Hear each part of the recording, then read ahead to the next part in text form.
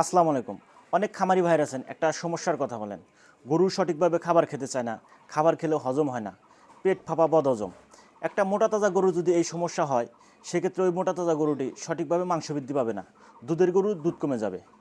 এই সমস্যা সমাধানের জন্য সঠিক কার্যকরী একটা সমাধান হচ্ছে জাইমোভেট। আজকের ভিডিওতে আমরা আলোচনা করব জাইমোভেট কি, এই জাইমোভেটে কি কি উপাদান আছে, এই উপাদানগুলো কি কি কাজ করে, কিভাবে কাজ করে, জাইমোভেট পাউডার কি কারণে খাওয়াবেন, কিভাবে খাওয়াবেন। প্রিয় খামারি ভাইরা, খামার মাস্টার ইউটিউব চ্যানেলে আপনাকে স্বাগতম। গবাদি পশুর স্বাস্থ্যসেবা, পরিচর্যা, খামার ব্যবস্থাপনা, রোগ প্রতিরোধ ব্যবস্থা নিয়ে আমরা নিয়ে এসেছি সহজ এবং নির্ভরযোগ্য তথ্য। এরকম তথ্যমূলক ভিডিও পেতে আমাদের খামার মাস্টার ইউটিউব চ্যানেলটি এখনই সাবস্ক্রাইব করে পাশে থাকা বেল আইকনটি চালু করে দিন। জাইমোভেট কি?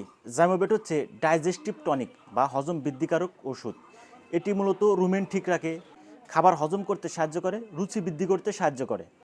অনেক সময় মোটা তাজা গরুকে হাই প্রোটিন সমৃদ্ধ খাবার দেওয়ার কারণে পেটে হালকা গ্যাস হয়, পায়খানা নরম হয়ে যায়, এটি সারাতে সাহায্য করে। জাইমোভেটে রয়েছে অ্যামোনিয়াম বাইকার্বনেট, সোডিয়াম বাইকার্বনেট, নাক্স ভূমিকা, জিঞ্জার পাউডার, জেনসিয়ান পাউডার। এখন দেখি এই গুরুত্বপূর্ণ উপাদানগুলো কি কি কাজ করে। অ্যামোনিয়াম বাইকার্বনেট রুমেনের পিএইচ ব্যালেন্স ঠিক রাখে, হজম সহায়ক ব্যাকটেরিয়া সক্রিয় করে। সোডিয়াম বাইকার্বনেট গরুর পেটে অ্যাসিডিটি কমায়, পেট ফাঁপা গ্যাস কমাতে সাহায্য করে।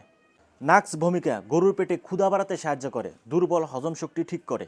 জিঞ্জার পাউডার প্রাকৃতিক হজমবর্ধক, পেটের গ্যাস কমায়, খাবার দ্রুত হজম করতে সাহায্য করে।